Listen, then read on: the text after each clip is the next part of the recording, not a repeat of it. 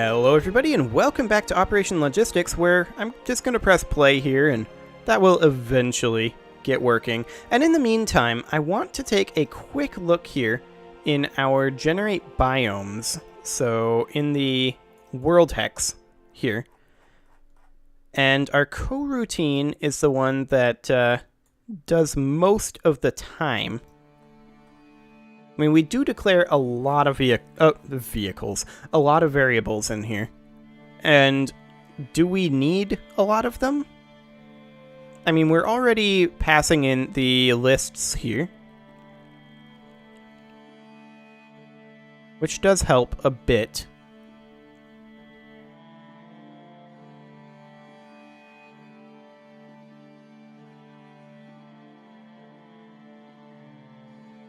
But actually, this is almost done already.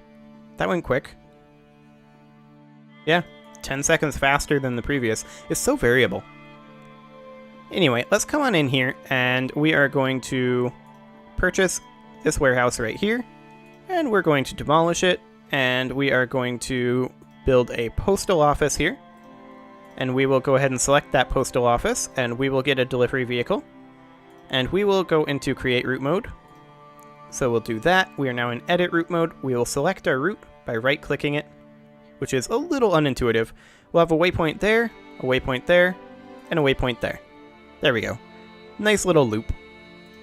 Exit the edit route mode, select our delivery vehicle, enter transfer vehicles mode, and vehicle assigned to route.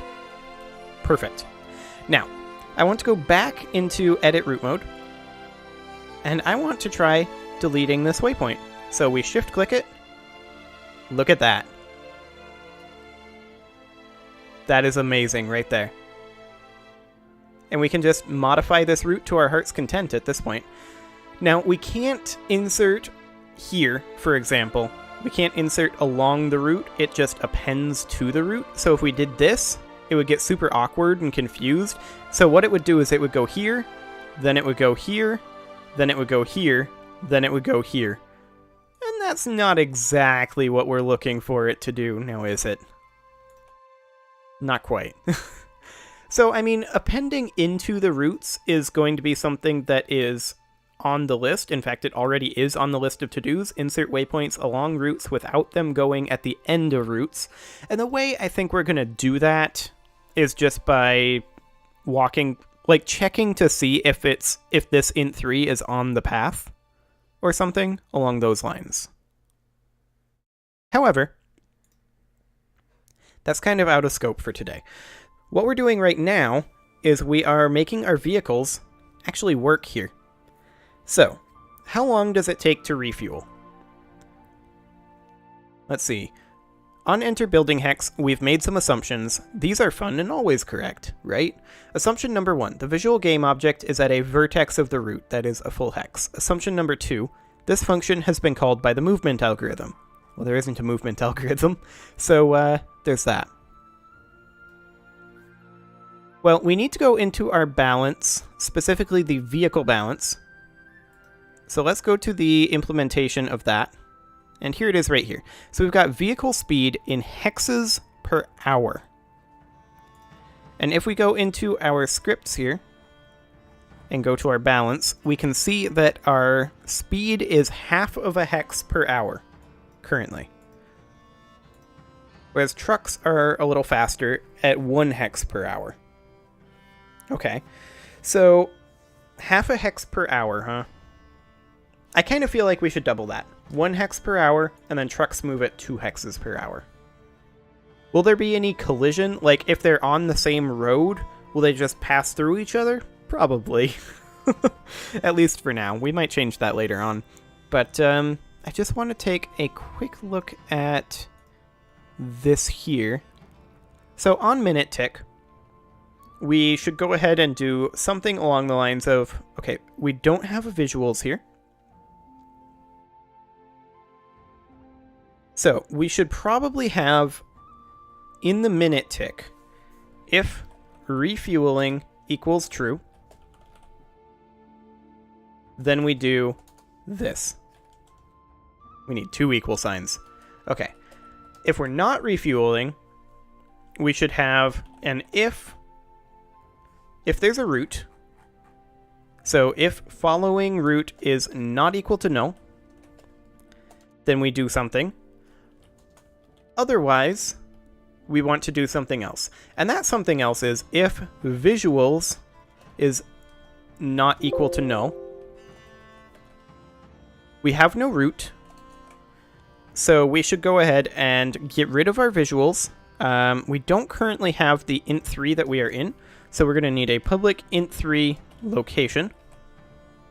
Excellent.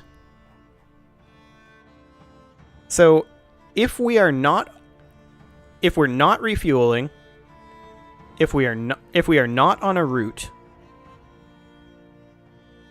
and if there are still visuals, then we should destroy visuals dot, actually just visuals. Visuals is a game object. Oh, right. We're going to need to call the static game object dot destroy. Okay, so game object dot destroy visuals. And then we're going to want to set our location to be equal to our origin building. What do we call that? We called that the birth. Birth.location. Okay, so if there is no route, then we just destroy the visuals and teleport it back to their birth. It just resets. Excellent. So, how long does it take to refuel? Well, we can do something along the lines of have it be variable, right? So, fuel plus equals 1.0f times, actually just 1.0f. Like, it takes 10 minutes to refuel for a fuel capacity of 10. Do we have a fuel capacity of 10? We have a fuel capacity of 75. So, realistically, it would be maybe more like plus equals 10f. Along those lines. Because a vehicle range of 150 here. Yeah. So our fuel and our max fuel would need to be set in our constructor, right? Yeah, that already is. Excellent. Okay. So, fuel plus equals 10.0f. So, it'll take 15 minutes for a truck to refuel. It'll take less than 10 minutes for a delivery vehicle to refuel from empty. So, that's good. We should check down here. Okay, on enter building hex. So,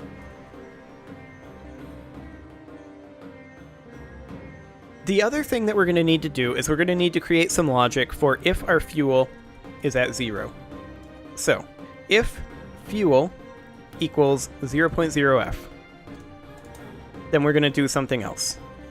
And then this will be an else if here. Right? No. I think if fuel equals 0.0f, we just do something along the lines of pathfind every minute, though. Oof. Probably don't want to do that. Do we continue following the route but don't pick anything up? Because, I mean, it has to be able to get back to the fuel depot. I don't want to have to do, like, tow trucks. For right now, we'll just do this. If fuel equals 0.0f, head back to the berth to refuel. Don't pick anything up along the way. Okay, so if we're refueling, fueling equals true, fuel plus equals 10.0f, and then fuel equals mathf.clamp, and we want to clamp it between 0f and max fuel, and we want to clamp fuel, of course.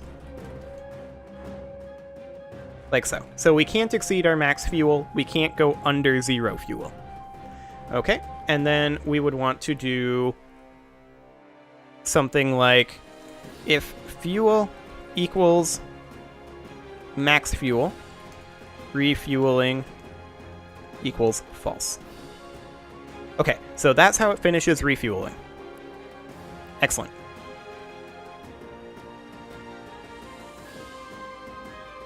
Okay, so we will come back to this here, and then down here. If we're following route, then we should probably progress towards the next route. And the question is, how are we going to go about doing that? Well,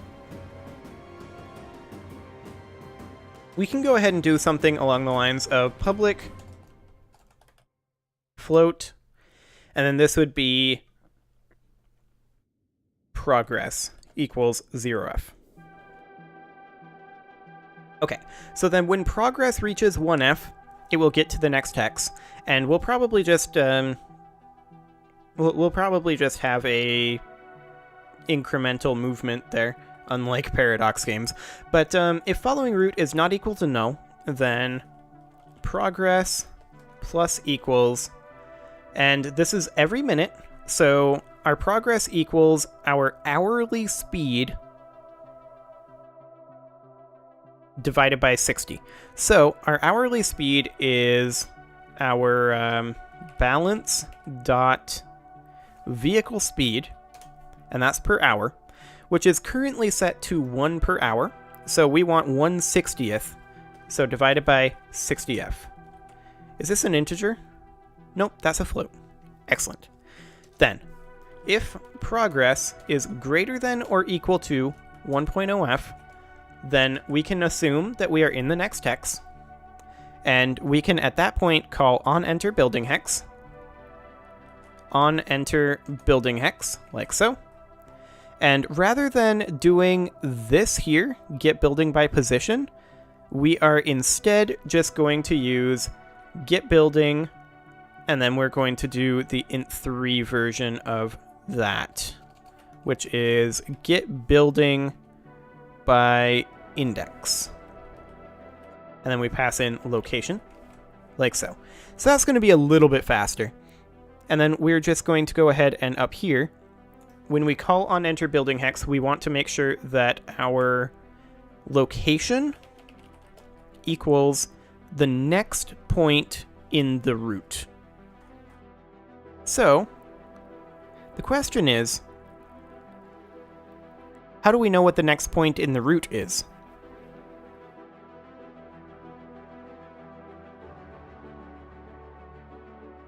Well, that's a good question. I think what we're going to need is we're going to need to go into the route, and we're going to need to create a quick function for that. So public int3, right? These are int3s. Actually, it's a list of vector 3s. It's a little awkward. Public vector 3, we'll call this get next point. Not waypoint, get next hex. And then it accepts an int3 current. Okay. Then we're going to want to convert that int3 into a vector 3. And then run a get index, and then return the next one or the beginning if we're past the end. So, get next hex would then be something along the lines of manager.hexManager, actually just manager.get building by position. Or actually, no, we want to return a vector 3 from an int3, right? So we want to get building position. That's biome hex position there. Get building neighbors, get distance, blah, blah, blah, blah, blah. Do we not have this? We've got get building by position and by index. Hang on, do we not have a way to do that? Where's our manager? Come here, hex manager. Generate biomes, blah, blah, blah. Create urban. We don't care about any of that. We care about these up here. So we've got our get world hex by index, building, blah, blah, blah, blah, blah. Return vector 3, get building hex position. Yeah, right here. I thought as much. Get building hex position, and then we pass in current. And then we'll go ahead and do int current index equals, and then we will just go ahead and say that this is the root dot, no, this is the path dot index of, and then we're going to need a vector 3 here. Why am I not storing this? Vector 3, and we'll just call this current v3 equals manager.getBuilding hex position current, and then we get the index of current v3 if current index equals -1, then we would probably want to return something that's a little less useful. We may want to actually, rather than returning a vector 3, we may want to return an int3, but we may have to convert that back and forth. But if there is no current index by that, it's not on this route. So debug.log error root.getNextHex int3 not on route. And then we'll just return new vector 3 -1f -1f -1f. Okay, that's going to be our error state. So we're going to have to keep that in mind. Otherwise, we're going to want to run a quick check here to say if current index +1 equals path.count, then we would return path 0. So back at the beginning, if we're going to loop, go ahead and loop it. Else, we just want to return path current index +1. There we go. Okay, so that will get us our next hex, theoretically. So we want to say location equals root, or actually following root, dot get next hex, and then we pass in our location, like so. Now, that's going to return a vector 3, and location is an int 3. So we probably want to do manager dot get, what do we want to use here? I mean, we could, we don't actually have the manager here, do we? We have the time manager. Yeah, that's interesting. Anyway, it is time to put a cut in here, so I'm going to go ahead and do that, and next episode we will continue working on implementing vehicles. Subscribe for more, and I will see you all next time.